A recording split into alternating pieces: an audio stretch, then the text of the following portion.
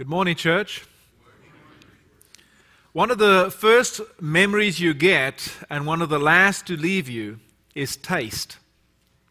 When you think about a meal, when you think about food, there are a lot of memories associated with this. Some of them are wonderful memories, some of them are sad memories, some of them are just memories where you are relieved that you had food to feed the family. I remember there was a lady in Jamaica who was responsible for teaching children who were deaf. It was a Christian-based school for the deaf, and she would feed these children on a shoestring. And so she prayed earnestly, and she worked so hard to get this food together and to get the money together for this food. Eventually, one day, she had a real prayer of thanksgiving. She had enough food in the pantry for a month, for an extra month. What is your favorite memory when it comes to food? As we enter into Thanksgiving week, there's a lot of food that's going to be served. And I want you to create memories this week. You will be creating them in any case. I just want you to do it cognitively. I would love for you to create a lunchtime memory. I'd love for you to create an evening or a supper time memory. And I would love for you to create a breakfast, early in the morning memory. I wondered what these types of memories would be if Jesus was still physically walking with us. And since Jesus is not physically walking with us, I had to go and ask someone who was working physically with Jesus. And I chose Peter. The first of the apostles who knew everything was Peter, James, and John, and Andrew. And so I think that those three's memories of food with Jesus would be kind of similar. I invite you, if you would, to open your Bibles to John chapter 6. Because this was the first memory that I thought Peter would have had when it came to food. It was an amazing memory. It was a lunchtime memory. And they had just crossed over the Sea of Galilee, also called the Sea of Tiberias. They were trying to get away from the crowd because Jesus had healed many. And so the crowd was following Jesus. They wanted to see what else he could do. And Jesus, it's close to the Passover, and he lifts his eyes and he looks. And he sees this crowd following him. And I'm just going kind of random. I'm not sticking to verse by verse there, so you can scan and see if what I'm saying is so. But Jesus lifts up and he sees this crowd and he thinks, you know what? I'm going to help a memory here to stay with one of these men. I want one of these men to grow. And so he says to Philip, where are we going to get enough bread to feed this crowd? How are you going to do it, Philip? And Philip thinks, even if I had 200 denarii, I couldn't even feed each person even a little bit. Now, 200 denarii, to give you an idea of how big this crowd must have been, bread was cheap, okay? 200 denarii is 200 days' worth of salary. So, how much money do you earn in a year after 200 days? That's how much money Philip was thinking about. And he says, I can't even begin to feed a little bit. You know, when you have this assignment and the Lord asks you to do this really difficult task. Selene says, I want you to work with the prostitutes in Cincinnati. I want you to go pray. And Jacoby, by the way, I want you to be in the car behind and make sure she's safe. You think, wow, how do I get out of this? Or Jack, the Lord lays it on your heart for you and Ellen to raise money, to break the mold and to raise money for people in South America somewhere who have no water. And you get to actually say, well, that's impossible. We can just, we can dip out of this instead of raising over 1,000 with little children. Amazing. But when the challenge is too great, when what God is asking you is just too much, and you have a way out. Well, that's what Philip had. He had a way out. But guess what? Andrew was there. There's always going to be an Andrew who starts to brainstorm the issue, Steve, I imagine you and I one day being asked to carry a washing machine. Those old ones would still have the cement block in it. And we get there, and it's just the two of us who would say, well, this is too much work for us. We would have helped you, Coop, if you had some more people there, but we can't help you. And so Steve and I are going to leave. But then Andrew speaks up and says, well, here's a little boy. He has 5 barley loaves, it's just little tiny bits of bread, and he has 2 fish. But this is, it's not enough to feed all these people, and Jesus has him sit down. He breaks the bread, and he gives thanks for the bread, and he does the same for the fish. And they feed everybody. And then they pick up 12 baskets of bread. Now, those of you who studied home economics, all the mothers over here, what would last longer in the refrigerator or in your kitchen? Bread or fish? Bread, right? So guess what? It's no fish. Isn't that great the way the Lord puts in these details? He doesn't, they don't pick up 12 baskets of fish. They could have, but it would perish. They pick up 12 baskets of bread. Why 12? Well, Jesus wanted every one of his disciples to learn this lesson. Later on, he would say this incredible statement in verses 27 and 35 of this John 6. I am the bread of life. He who comes to me shall never hunger, and he who believes on me shall never thirst. Philip, you don't understand. I am the bread of life. I am the one that gives seed to the sower. I'm not asking you to do something that you cannot do. I'm just telling you, you're not the resource. You're not the origin of the blessing. I will give you what you need. You just have to say, we're going to try it. May be dangerous, but we're going to try it. Lord, I don't know how this is going to work, but we're going to start. And the Lord somehow does the rest. Well, perceiving that Jesus was a prophet, they tried to make him a king by force, and Jesus had to disappear, get out of Dodge, as it were. But when it comes to your lunchtime meal, what I want you to focus on is the Lord is going to bring something to you. And he's going to ask you to take care of it. And it could be this week, could be tonight. I don't know when Billy and Cheryl were filling up gas and that lady came and said she needs something. Remember Billy? And Billy takes out his wallet and he gives her what she needed. And Billy might have thought that he was digging out of his retirement fund, but he wasn't. The Lord will provide what he needs. Every single time. Folks, I can't tell you to do this. God says, test me. In Malachi. Test me and see if I won't open up the very floodgates of heaven. I can't tell you to do this, but I can tell you from faith that I've tried this numerous times and it works. And I can't tell you how it works. I just know it works.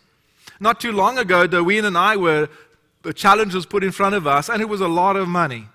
Not a little bit, but somebody needed quite a substantial amount. We didn't know how we were going to take care of it.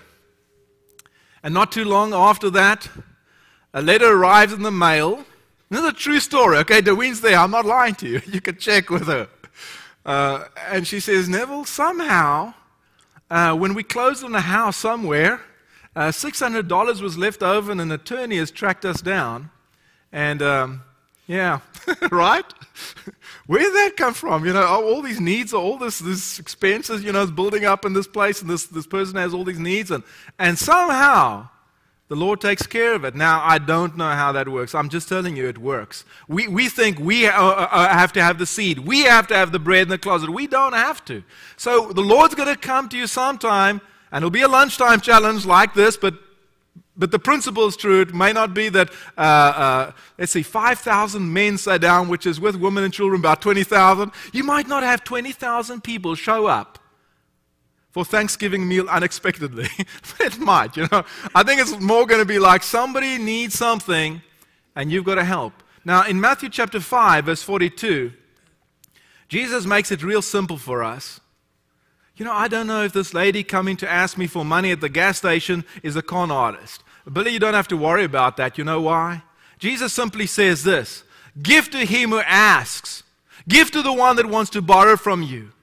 Give and don't worry about the consequences, basically, is what he's saying in Matthew chapter 5, verse 42. You just have to give. Because you're not the source of the giving. Jesus is. You're just the conduit. He's using you to do this.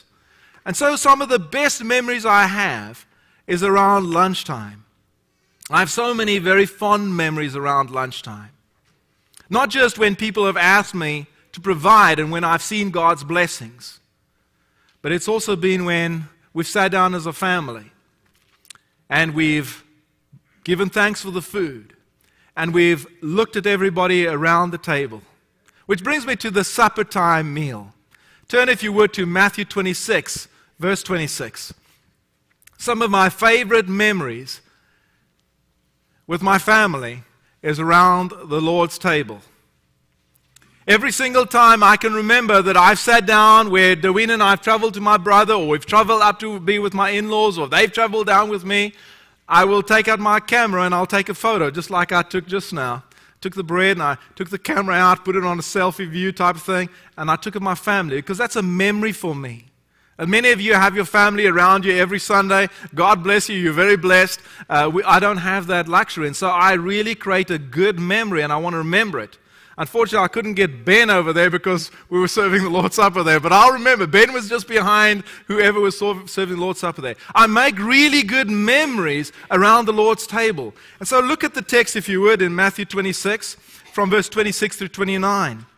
Now, as they were eating, Jesus took the bread, and after blessing it, broke it, and gave to the disciples and said, "Take, eat. This is my body." When it comes supper time, he wants you to discern the body. Tom mentioned that today, that the body is something really special, and we need to understand that the body is special. It is Christ's body right here, the head being in heaven, but this is the body. This is a very beautiful thing that you see here, that you're part of this morning. Take, eat. This is my body. And when I take that bread, I'm thinking about that. I'm discerning the body. I'm thinking about every single member in the body here and what all we have in common. But then I go on a step further and I have to reflect on not just what we have in common, the unity, the peace, the love that we have for each other. I have to also consider the sin that we have as he goes further. And he took a cup, and when he had given thanks, he gave it to them, saying, "Drink of it, all of you. Drink of it, all of you." Let me just go back quickly to the lunch. Something came back to my memory in the lunchtime. Jesus only gave the people food who had sat down. He specifically says that. And here he says, "Take, eat, every one of you," because everybody that shows up for this meal is here in the body of Christ, and Christ wants everyone to be part of this. You know, some churches say, "Well, you're not part of this church, or your membership is not here, or you're such a bad sinner, you can't take it." And they forget, yes, Coop, they do that. You know whose supper this is? The Lord's Supper. We can't do that. You know, take, eat, every one of you. You eat it because you're not worthy. "Drink of it, all of you," verse 28. "For this is my blood of the new covenant," of the covenant. That is the new covenant, the New Testament. "This is my blood of the covenant, which is poured out for many for the forgiveness of sins." And so when we take that fruit of the vine, I'm contemplating on the sinfulness that I have. It's a time of confession. It's a time for you to say, "Lord, I knew that I would never deny you 3 times, but I did." It's a time of tears. It's a time, Brian, when we consider the family. We're God's family. It's a very tender time.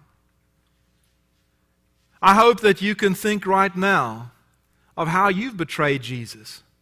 Because it's a time that He tries to bring you closer to Him by you introspectively looking at yourself. Verse 29, "I tell you, I will not drink again of this fruit of the vine until that day when I drink it anew with you in my Father's kingdom." A few days later, the kingdom would come on Pentecost.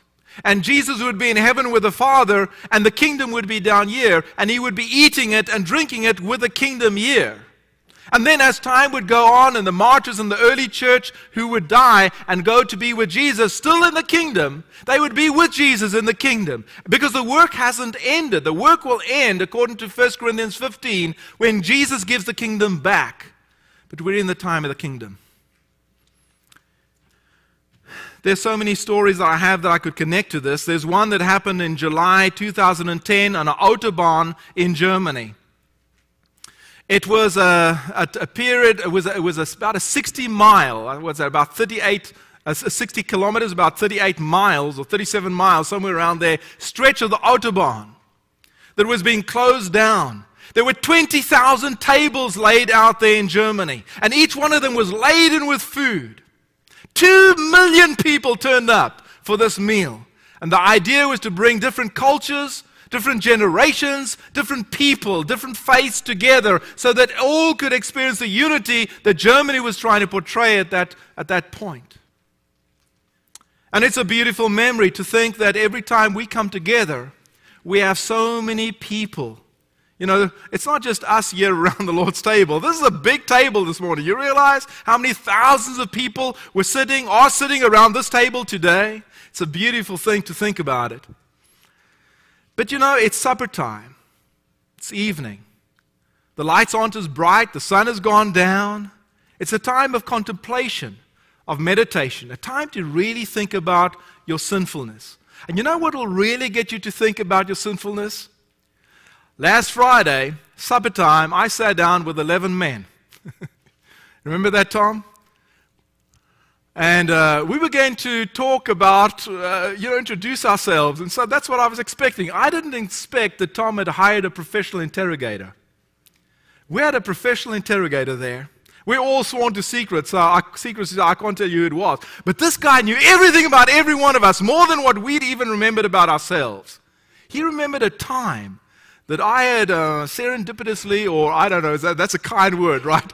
Convinced Owen to take a special ring because I could only afford a certain price range, and I knew the design of a ring. It's not something I'm proud of. I'm kind of ashamed of it. And he brought it out because I had that specific design with all these rings, these very expensive rings that I knew was a design that Owen hated. And there was only one with a special ring, and so she chose that ring. It was a terrible time, you know, and then he brought that out. And when he brought out all our darkest, deepest secrets, and then we had a time of focused prayer, we confessed. The confessions just came, and it was amazing. All the things that we revealed about ourselves. That's what the supper is meant to be. It's meant to be when you tell the Lord, I'm not worthy, Lord. I've really messed up. The crowd that you sent to me, those needs that you sent to me, I found this excuse. I didn't even listen to Andrew when he started to brainstorm the solution. I just took the way out. Well, that brings me to breakfast. This is a time when we can see the Lord coming to us in Luke 21, verse 12. The scripture was read in the beginning, verses 12 through 14. And we can, we sort of left the Lord because of our sin. It's got too much. There were 7 people out in that boat probably. This is the 3rd time Jesus comes to them, and yet still they're moving away from Jesus. They fished all night, and they've caught no fish. And so Jesus, standing on the shore, says, hey guys, why don't you try casting your nets on the right side? You know, they were casting on the left side. Well, they fishermen. They know what they're doing. Who's this guy? By the way, that's a coal fire. You know, he's got a fire going there, breakfast fire, but I don't smell any food. He's just hungry. You know, he just wants some of our fish. Good thing we don't have any to give him, but he tells us, try this side. Well, he must be very hungry. We're also kind of hungry, so we'll put it down the other side. And all of a sudden the catch, 157 fish, and Peter perceives that must be Jesus. And he jumps in the water and he starts to go to Jesus and hey, bring some fish with. And he hauls the fish out. And Jesus sits down with Peter. Now this is Peter, who like you just a few moments ago, opened your hearts and you confessed to God. You told God what's going on in your life. And you still feel kind of broken, not quite there where you need to be. And so you confess. And it's still very raw. And Jesus asks you, sort of healing you, do you love me? Do you love me? Do you love me? And each time you say, Lord, I love you, you know I love you, and you're kind of getting upset that he's asking you so many times. But it's breakfast. It's a new day. It's a new beginning, and he wants to give you a fresh start. He's kind of bringing you with. He's saying, guys, why you keep missing Sunday morning attendance? Why don't you come more regularly? Why don't you make this a fixed thing? You know, he's trying to get you to better. He's helping you. And you need to switch off your brain and stop thinking right now and listen to what he's asking you. Do you love me? And then it's all about feeding again. Feed my lambs, tend my sheep, feed my sheep. And you realize by the end of this conversation, you're whole. I want you to create beautiful memories this Thanksgiving. I want you to purposefully think about the lunch times that you're going to have. Maybe it will be when you bring out the big turkey. And don't just be thankful for all the things that you've been blessed with, but be thankful for the occasions Jesus used you to be a conduit for blessings to the world. And look for those things in this week. When it comes to supper, I want you to think about, in that quietness with your family, I want you to think about how you've messed up, how you've not been the kind of person in the family you need to be, how you've not been the person here that you need to be. And finally, when it comes to breakfast and you have that new start, and you're sitting around with the family, and maybe you've got the bacon and eggs going, and it's smelling so good, I want you to let Jesus heal your heart. It's a time of new beginnings. It's a time for us to say to the Lord, we are ready to be transformed. Little bit by little bit. And we're gonna so purposely do that in 2016. But it starts right now out of an attitude of gratitude. If the Lord is speaking to your heart today, if He's asking you, why don't you just be a little bit more than what you can be, and you haven't been baptized yet, why not? Isn't it time for you to take the Lord on in baptism today? Isn't it time for you to come home? If you've been drifting away from the Lord and not doing what He asks you to do, please accept the invitation. There's no interrogator other than Jesus Christ. Please do so right now by coming forward as together we stand and sing.